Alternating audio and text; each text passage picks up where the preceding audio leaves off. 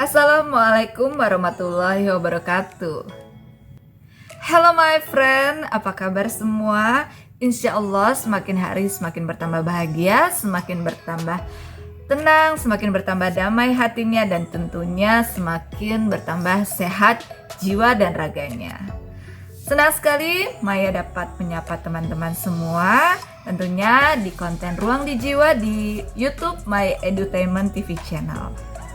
Sebelumnya Maya ucapkan terima kasih yang sebanyak-banyaknya, terima kasih yang sebesar-besarnya kepada my friend semua yang tetap setia dan masih menyaksikan video-video yang Maya sajikan, yang Maya buat ini. Semoga semua dapat bermanfaat untuk my friend semuanya. Terima kasih juga yang sudah subscribe, yang belum silahkan di subscribe, komen, share, dan di like. Cara Allah memberitahu kita adalah tema kita hari ini. Ya, seperti my friend semuanya tahu, kita semuanya tahu bahwa kita meyakini Allah di dalam hati kita, keberadaan Allah di dalam hati kita. Tetapi kita tidak pernah melihat wujud Allah seperti apa. Kita hanya meyakini, merasakan Dia ada di dalam hati kita. Dia bersama kita. Allah Subhanahu wa Ta'ala, atau Tuhan yang Maha Esa. Nah, lalu bagaimana Allah memberitahu kita? Allah itu Maha Besar. Allah itu Maha Sempurna. Dan Allah tahu bagaimana caranya memberitahu pesan-pesannya kita. Allah memberitahu kita dengan berbagai macam cara melalui alam semesta, melalui kode-kode yang alam semesta berikan, tandanya melalui kita. Tinggal bagaimana kita peka atau tidak terhadap kode yang Allah berikan tersebut. Satu contoh yang bisa Maya berikan nih. Contohnya, kita niat di dalam hati, ya Allah, aku mau bangun, mau sholat tahajud, aku mau bangun, mau sholat subuh, misalnya seperti itu.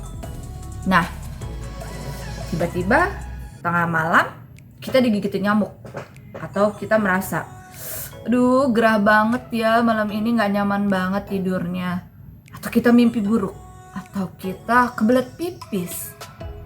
Nah, itu sebenarnya kode Allah bangunin kita. Kan gak mungkin Allah bangunin, hei Maya, bangun. Gak mungkin dong Allah seperti itu kan. Nah, Allah kasih kode dengan mengirimkan tanda-tanda. Dan kita harus sadar, kita harus peka gitu. Pas lihat jam, oh udah jam segini, aku kan minta dibangunin ya. Aku kan pengen bangun jam segini, mau sholat. Ya udah, kita sholatlah. Seperti apa permintaan kita, apa doa kita. Ada contoh juga, ketika saya mau nikah, saya bilang sama Allah, saya juga sempat sholat istikharah. Ya Allah, kalau memang ini jodohku, yang memang Engkau berikan untukku, dan ini baik insya Allah untukku, mudahkan semuanya. Subhanallah, begitu mudah jalannya, begitu lancar. Ya, kalaupun ada kejadian-kejadian dalam rumah tangga, itu adalah problematika rumah tangga, bagaimana kita untuk menyikapinya. Lalu di situ juga bagaimana kita akhirnya semakin terbentuk spiritualnya, karena kedekatan kita kepada Allah terhadap masalah-masalah yang terjadi. Jadi bukan berarti terus ada masalah dalam rumah tangga padahal kita sudah berdoa, itu bukan sesuatu yang baik. Tidak, justru itu baik. Kenapa? Karena dengan adanya masalah akhirnya kita jadi semakin dekat dong sama Allah. Itu sih yang saya ambil hikmahnya. Ada lagi contoh, ketika hati kita, aduh kayaknya gak enak deh mau pergi nih, males banget, tapi sebenarnya kita harus pergi. Terus ya udah, karena kita memang harus pergi, kita tetap jalan.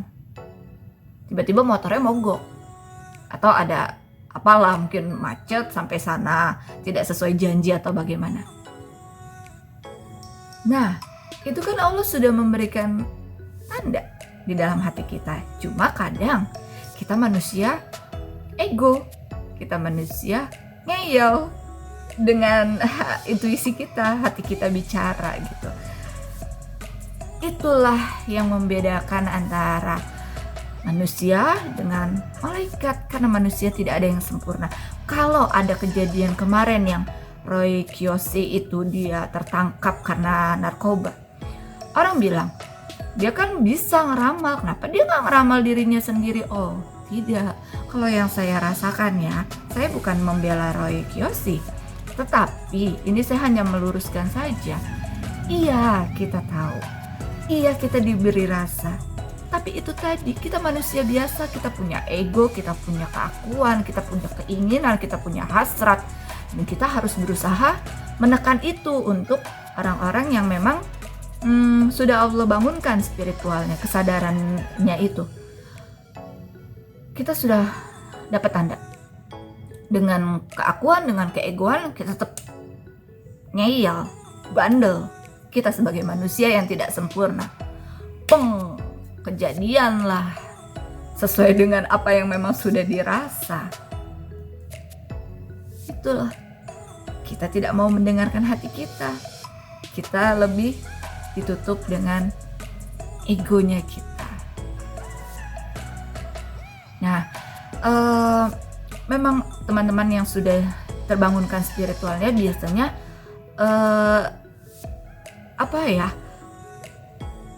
lebih bisa merasa, lebih bisa menekan.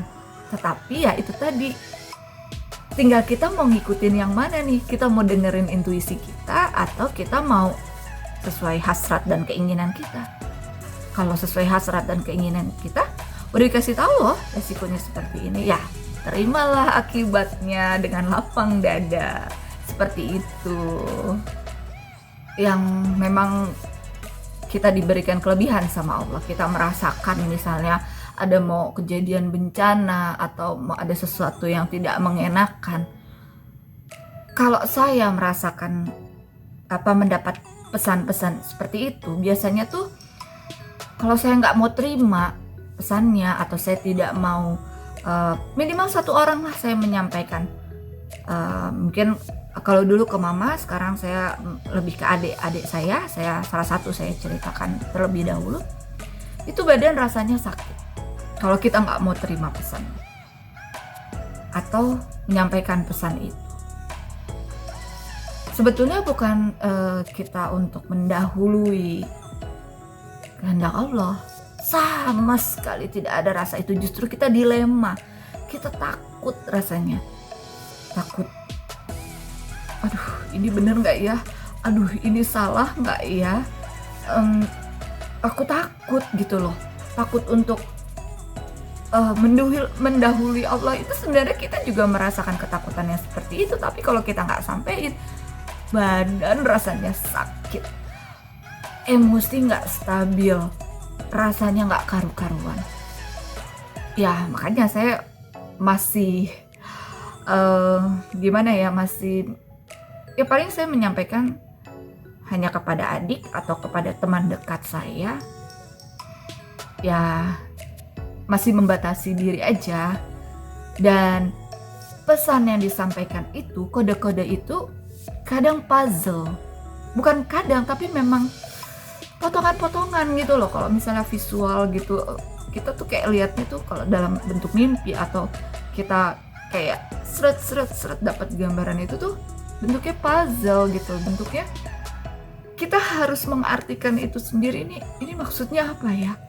Itu yang kadang mungkin agak sedikit meleset gitu. Dan selain kita badan merasa nggak enak pun, kita harus belajar untuk mengartikan maksudnya itu apa gitu. Jadi ya sebetulnya kalau dibilang orang pengen dong jadi indigo atau pengen deh bisa ngerasain kayak gitu-gitu. Enggak, saya sekarang harus berusaha untuk bukan harus berusaha, tapi saya berusaha untuk bukan berusaha, saya harus bersyukur. Saya harus bersyukur menerima gift ini. Kalau yang memang tidak gitu, ini sebenarnya sakit karena kita harus menyampaikan pesan yang memang belum terjadi. Terus juga badan juga rasa gak karu-karuan. Terus emang enak gitu. Sampai saat ini aja saya, ya Allah,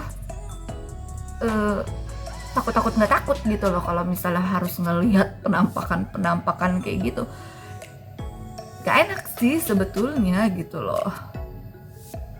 Tapi ya bersyukur, saya harus bersyukur dengan apa yang Allah berikan kepada saya. Kalau orang bilang, ih si Maya berlebihan, ih si Maya perlu diruqyah tuh, ih si Maya pengen viral kali bikin YouTube kayak gitu. Aduh, ini jujur ini dorongan, tuntunan dari dalam hati saya untuk buat ini. Ya mungkin saya ambil positifnya aja daripada saya nganggur di rumah nggak ngapa-ngapain, mikir yang enggak, karena saya juga harus menjaga pikiran saya nggak boleh ngebatin yang enggak, karena itu berbahaya, takut bisa kejadian gitu. Karena beberapa kali kejadian seperti itu saya nggak mau gitu. Mungkin ya memang saya harus diberikan kesibukan supaya tidak berpikir yang negatif gitu.